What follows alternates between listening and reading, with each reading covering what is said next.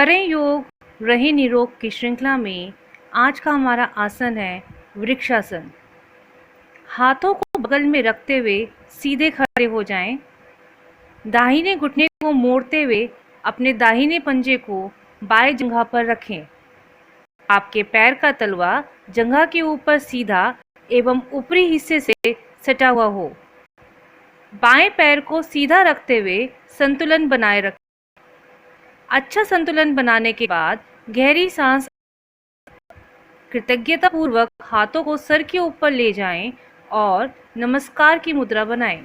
बिल्कुल सामने की तरफ देखें। सीधी नज़र सही संतुलन बनाने में अत्यंत सहायक है। रीढ़ की हड्डी सीधी रहे। आपका पूरा शरीर रबर बैंड की तरह तना हुआ हो। हर बार सांस छोड़ते हुए शरीर को ढीला छोड़ते जाएं और विश्राम करें। मुस्कुराते हुए शरीर और सांस के साथ रहें। धीरे धीरे सांस छोड़ते हुए हाथ नीचे ले आएं। धीरे से दाहिने पैर को सीधा करें। सीधे लंबे खड़े हो जाएं, बिल्कुल पहले की तरह। अब बाएं तलवे को दाहिने जांघ पर रखकर आसन को दोहराएं। वृक्षासन करने से मस्तिष्क में स्थिरता और संतुलन आता है, एकाग्रता बढ़ती है, नसों के दर्द में राहत मिलती है। अगर आप माइग्रेन, अनिद्रा, अल्प या उच्च रक्तचाप से पीड़ित हैं तो यह आसन ना करें। नमस्कार साथियों, आज का सुविचार thought of the day. Just as the fire of a small lamp in a closed room expels darkness, just like that in the room of mind the fire of positive thoughts pushes thousands of negative thoughts out of the mind। जिस तरह एक बंद कमरे में छोटे से चिराग की अग्नि अंधेरे को उखाड़ फेंकती है, ठीक उसी प्रकार मन के कमरे में एक सकारात्मक विचारों की अग्नि हजारों नकारात्मक विचारों के अंधेरे को मन से निकाल फेंकती है।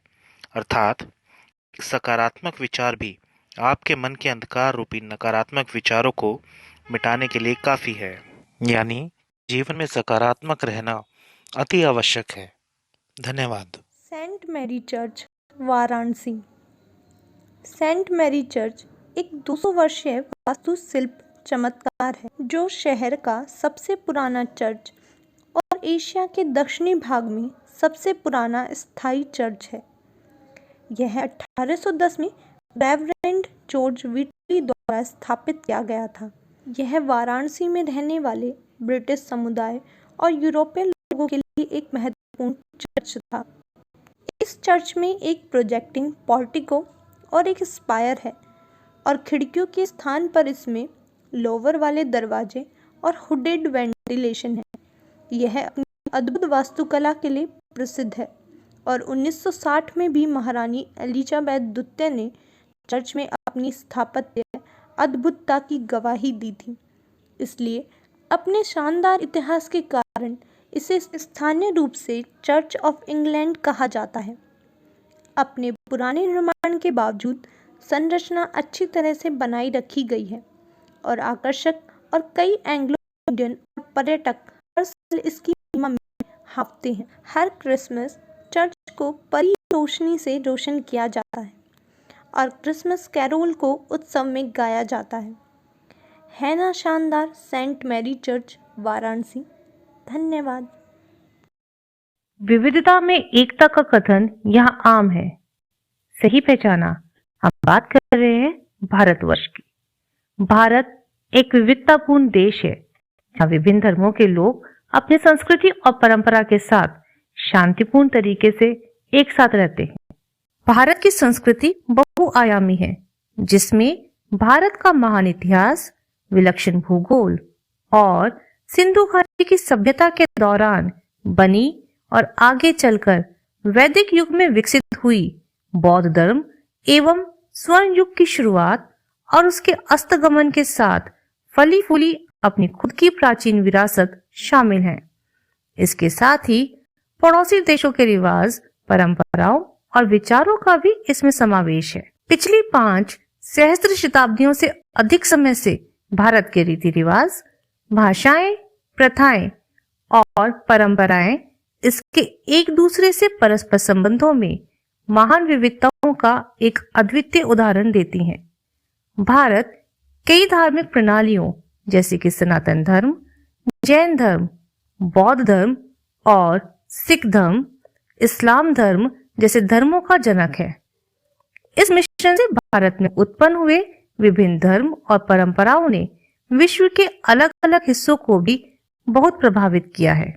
यह संसार की प्राचीनतम संस्कृतियों में से एक है। भारतीय संस्कृति कर्म प्रधान संस्कृति है। मोहनजोदारो की खुदाई के बाद से यह मिस्र, मेसोपोटामिया की सबसे पुरानी सभ्यताओं के समकालीन समझी जाने लगी है। प्राचीनता के साथ इसकी दूसरी विशेषता अमरता है। भारतीय संस्कृति कई हजार वर्ष तक काल के क्रूर थपेड़ों को खाती हुई आज तक जीवित है। इसकी तीसरी विशेषता उसका जगत गुरु होना है। उसे इस बात का श्रेय प्राप्त है कि उसने न केवल महाद्वीप सरीखे भारतवर्ष को सभ्यता का पाठ पढ़ाया, अपितु भारत के बाहर बड़े हिस्से की जंगली जातियों को सभ्य बनाया। भारतीय संस्कृति सर्वांगीणता, विशालता, उदारता, प्रेम और सहिष्णुता की दृष्टि से अन्य संस्कृतियों की अपेक्षा अग्रणी स्थान रखती है। आज के लिए बस इतना ही, फिर मिलेंगे। धन्यवाद। चलते चलते आज की गतिविधि में ये पेंसिल आपको किस क्रम में दिखाई दे रही हैं? ये मशरूम का क्रम कैसा लग रहा है? और ये बत्तख कौन से क्रम में है? सही समझे, बत्तख, मशरूम और अब ये रंगीन पेंसिलें, ये सब बड़े से छोटे क्रम में हैं। अर्थात क्या कहते हैं इसको? डिसेंडिंग ऑर्डर, अवरोही क्रम। अब आप लोग रसोई की किन्हीं 5 वस्तुओं के मूल्य को प्रति किलो के हिसाब से अवरोही क्रम में लिखिए।